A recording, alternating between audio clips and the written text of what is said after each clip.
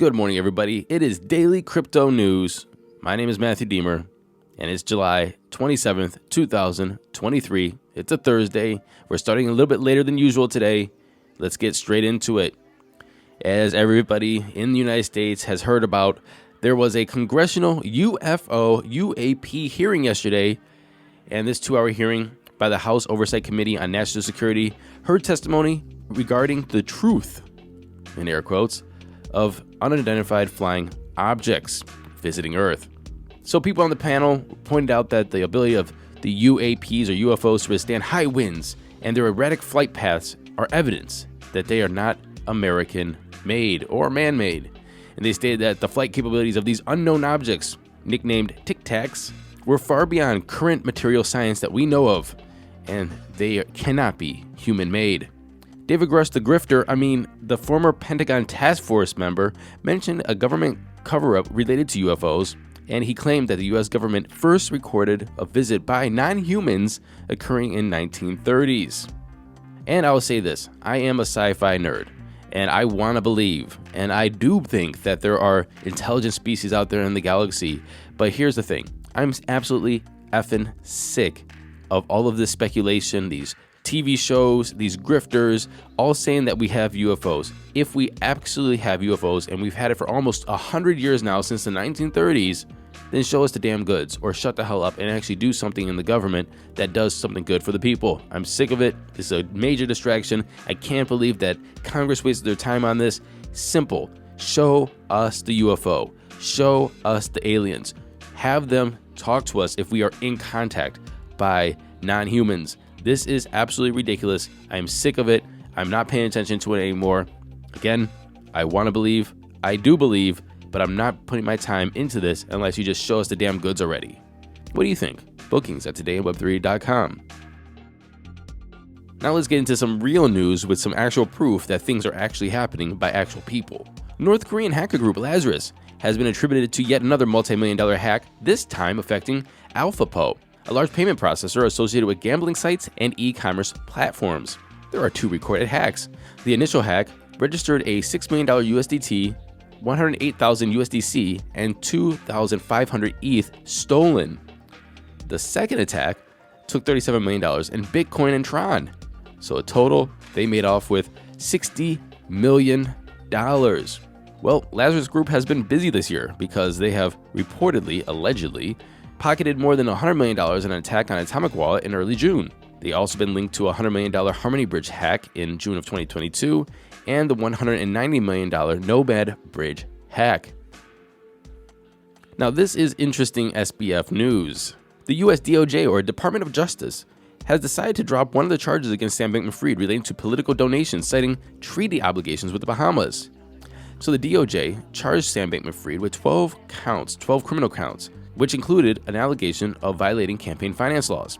See, what happens is with the extradition treaty with the Bahamas, the United States has to tell the Bahamas what the charge is, and the Bahamas will agree to release that individual. For example, somebody's in the Bahamas. They allegedly committed murder in the United States. The United States government goes to the Bahamas and says, hey, we want that guy for committing murder. They show the proof. The Bahamas then say, okay, here's the dude. They take him back to the United States. Part of the treaty is that you can't just stack charges once you get the person back to the US. For example, this individual leaves the Bahamas on a murder charge, gets to the United States, and then they add fraud and assault. That's not cool. You can't do that. And if you wanted to do that, you'd have to first write down the charges and ask the Bahamas if you can add those charges after you get the person. And if they disagree, you still can't add the charges because that's against the treaty, which totally makes sense because you don't want to concoct some kind of story to get the person and then just stack charges on some kind of like political, crusade or some kind of bias or some kind of, So I actually think this is a great practice. So basically, the Bahamas did not intend to extradite Sam Bankman-Fried on the campaign contributions count. Sam Bankman-Fried, he donated around $46.5 million to the Democratic Party, making him the second biggest donor after George Soros.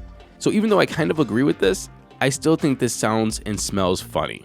Look, as being a former candidate myself, if Sam Bankman-Fried gave me money to run a campaign or set up a PAC for me, there is no way in hell I could pay him back. That money would have been gone as soon as it hit my bank account. So any politician or person that was running a campaign, if they are in Congress or are not in Congress now, I would assume that they don't have much way to pay this money back, even if you went after them. So the politicians should be off the hook. However, it's strange that he is getting off the hook as well for this. Look, he was using customers' funds to give to political campaigns. That is absolutely not in the spirit of why those funds were supposed to be used. So, why is he getting off the hook? And my question is if you prosecute Sam Bankman-Fried for these political contributions, do you have to as well legally or just logically go after the candidates and get that money back from them as well? So the thing that stinks with this whole thing is this actually a political move by Congress to drop these charges from the DOJ so they don't have to pay back this money or they're not in trouble? If anybody knows this nitty-gritty of the campaign finance laws, let me know. Bookings at todayinweb3.com. This next article is also about Sam Bankman-Fried, but the content is akin to talking about UFOs, as it seems to be all speculation and rumor and pretty fanciful. However, I will read it as well. Crypto Twitter is speculating that Sam Bankman-Fried could be cooperating with the DOJ on a number of current pending crypto-related investigations. Sam Bankman-Fried was seen and photographed walking near the offices of the Southern District of New York's Department of Justice. Even before the photographs hit Twitter of Sam Bankman-Fried, there's been suspicions since attorneys filed new documents relating to an ongoing case that was launched by several investigators against Bitfinex and Tether. The case alleges that the firms purchased Bitcoin and other digital commodities with USDT that wasn't fully backed by USD. Basically, they weren't really stablecoins. This, they say, created an artificial demand for certain commodities and drove up prices. But the most interesting thing about these new filings is that the name and financial details of a mysterious unknown crypto trader have been redacted. Could they be Sam Bankman-Fried? This trader allegedly used wallets on Bitfinex and Poloniex to buy and sell Bitcoin, and his or her wallet was one of a number of those wallets that between them received 72% of all Tether issued between 2018 and 2019. Now really quick, I'm going to say was one of a number. Is that one of 3 or one of 30,000? It doesn't say, so that's a big difference. Also, apparently there's a WhatsApp group called Exchange Coordination. The group involves several top crypto exchange figures, including Tether's CTO, Binance's founder, CZ, Vitalik Buterin, Tron's Justin Sun, and former CEO of Kraken, Jesse Powell. The group was used to coordinate various actions by major exchange owners, such as when Vitalik Buterin asked platforms to stop trading Ethereum after a major hack on the blockchain. So the reason why I think this is all fanciful and speculation and honestly like a UFO, this case was launched by investigators against Bitfinex and Tether, and the attorney filed new documents. Besides that, we don't know anything. This is all speculation. And we don't have concrete numbers of how many wallets actually had 72% of all Tether issued between 2018 and 2019. Was it 1, 2, 3, or 30,000? There is a so-called group called Exchange Coordination. What did they do? Take this with a grain of salt. Is SBF working with the DOJ? And what are we going to find out about all this? Again, time will tell. OpenAI has been privately testing a new iteration of its artificial intelligence image generating model over the past several months. And this test is an invite-only preview inside ChatGPT-4. And one of the YouTubers who have gotten this said that there's only around 400 people worldwide that have access to this new OpenAI image generator. They said that this is extremely exciting and this blows everything or anything we've seen out of the water. It's insane. Midjourney cannot compete at this level. Midjourney version 6 would not be able to compete at this level. The image samples demonstrate the AI's advanced skills. It produces sharp images with lighting and reflections that mimic real photos. The model recreated detailed paintings down to the visible brush strokes. It also recreated brand names such as Snickers, Subway, and achieved reasonably good spelling for rendered text. But as we all know, OpenAI is going to nanny the hell out of this thing. They don't want not safe for work content, nudity, violence, or anything. So if the public has access to this, it's going to be PG. By the way, I hate restrictions on AI.